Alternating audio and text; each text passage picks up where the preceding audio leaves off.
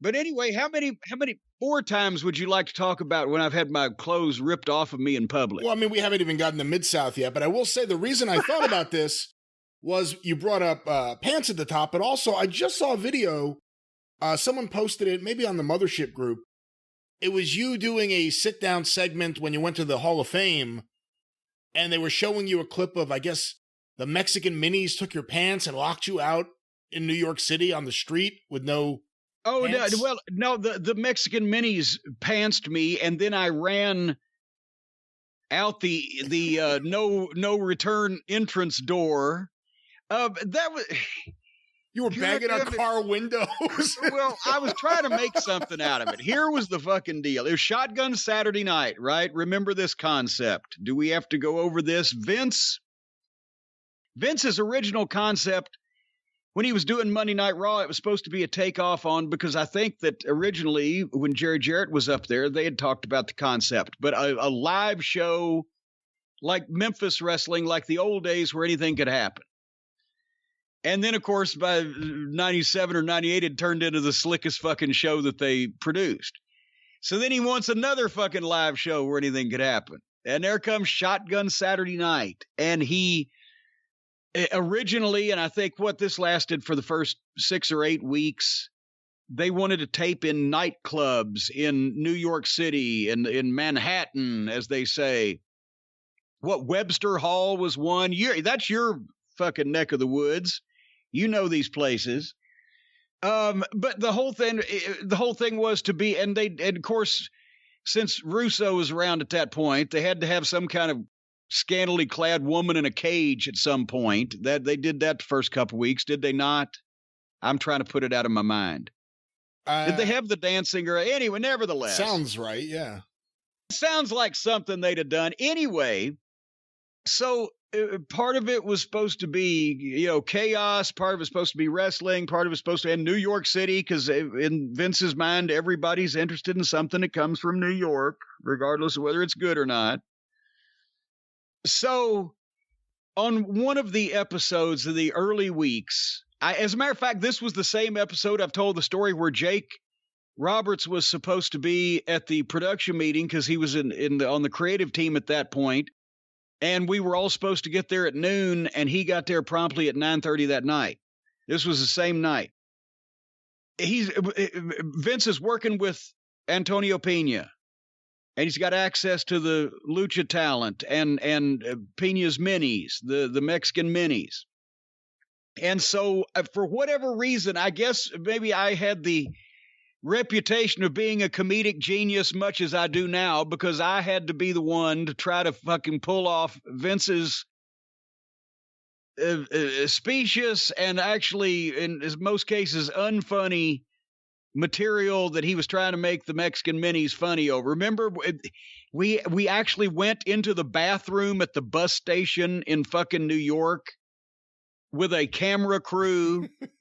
I'm surprised, if we'd had Gold Dust, they'd have known exactly why we were there. But I had Mini Vader, the Mexican Mini, who was dressed like Vader in his Vader outfit that I was supposed to have imported from Mexico on a fucking Greyhound bus. And when he gets off, Vince McMahon thinks it's going to the most hilarious thing in the world. If the Mini has to piss, and so I take him like somehow, even he's like mentally 6 years old. He's not allowed to, even though he's an adult man, he's not allowed to go in the bathroom by himself. I have to take him in the bathroom in a foreign country, and now Vince's sight gag is going to be that the Mini is so short he can't get up to piss in the urinal. But we go in the fucking bathroom, and the urinals are about 6 inches off the ground in this place. Anybody, a baby, I'm saying a baby could piss in this place. A baby could piss in this place. So I'm still doing the gag and trying to hold so that the announcers can cover it, right? Because Vince is producing this on the spot in the bathroom. So then I guess the very next, sometime in that same general trip when they were all in, Mini Vader has a match with Mini, whoever the fuck the other Mini was. And the deal is I'm supposed to get mad, and when I foil up or fuck up somehow and foil my own man, I get mad and begin browbeating him, and then the minis, in a show of solidarity, turn on me when one gets behind me and the other one pushes me, and I fall over, and they fucking pull my pants off, right? Okay, so at least they told me about this ahead of time because I had to go out and get entertaining fucking underwear.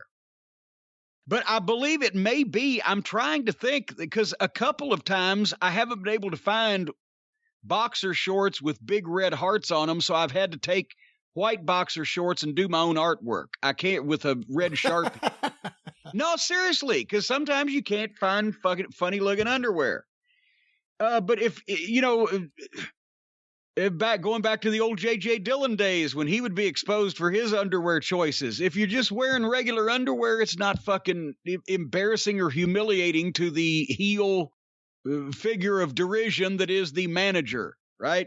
I'm surprised Vince didn't tell you just to wear tighty whities with a streak.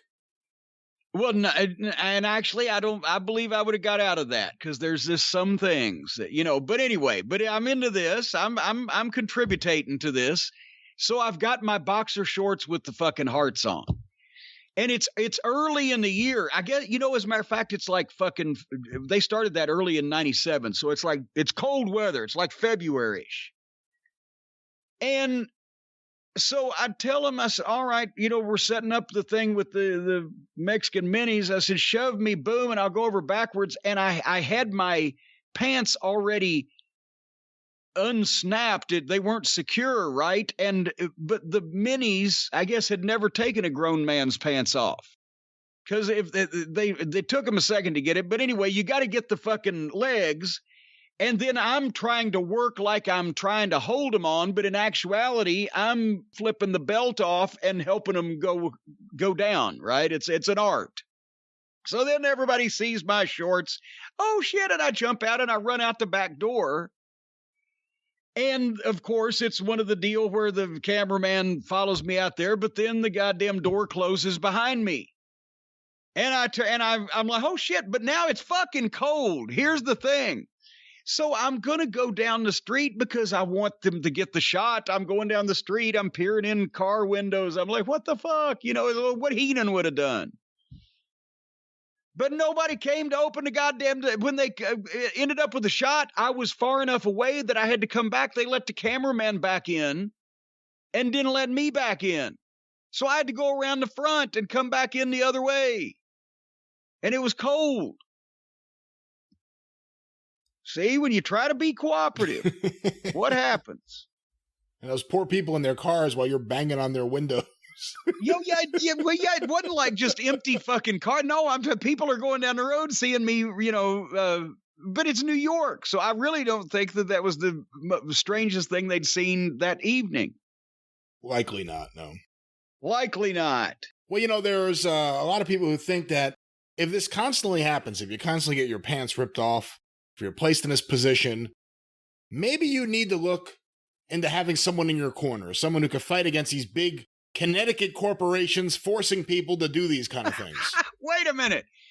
You're trying to segue from stories of a grown man getting his clothes ripped off in public to one of our fine sponsors who works for the common man, who defends the common man or woman or child or unborn baby against the greed and avarice of major corporations and helps them navigate the shark-infested waters of the legal jurisprudence system. And boy, that Prudence, she's a bitch. Is that who you're referring to? The man, the one, the only?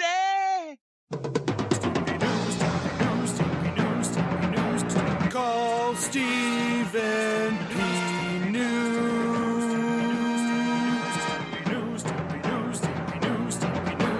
If you need to sue.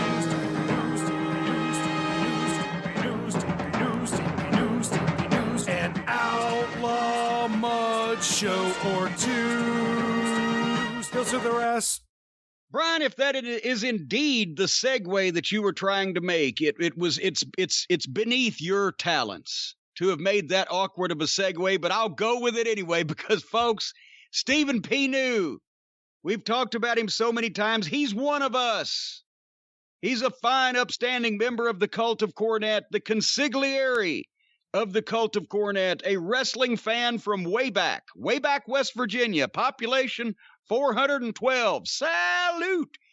He is a man who will fight for your rights because he believes he's one of us, whether he is defending an entire city who's been given cancer in the state of West Virginia or engaging with people all over the country to get them their rights and privileges that they are entitled to for being wronged and put upon. He can do it for you too. 888-692-8084, newlawoffice.com. And did I mention also he is a fine comic book collector as well? Just Stephen has so many endearing traits. He's the Mother Teresa of West Virginia, without the wrinkles. Anyway. Because Mother Teresa had a great comic book collection. You know, she did really. She concentrated on Marvels. But every once in a while, she'd get the DC keys just to have them. But anyway, folks, Stephen P. New is the man for you. Remember, he can't take every case in the world. Some people in Zanzibar and in the western plains of the northwestern territory, he might not be able to help, but he can help most everybody, or he can point you in the right direction. Give him a shot. Give him a try. Stephen P. New, the man for you. Get even with Stephen.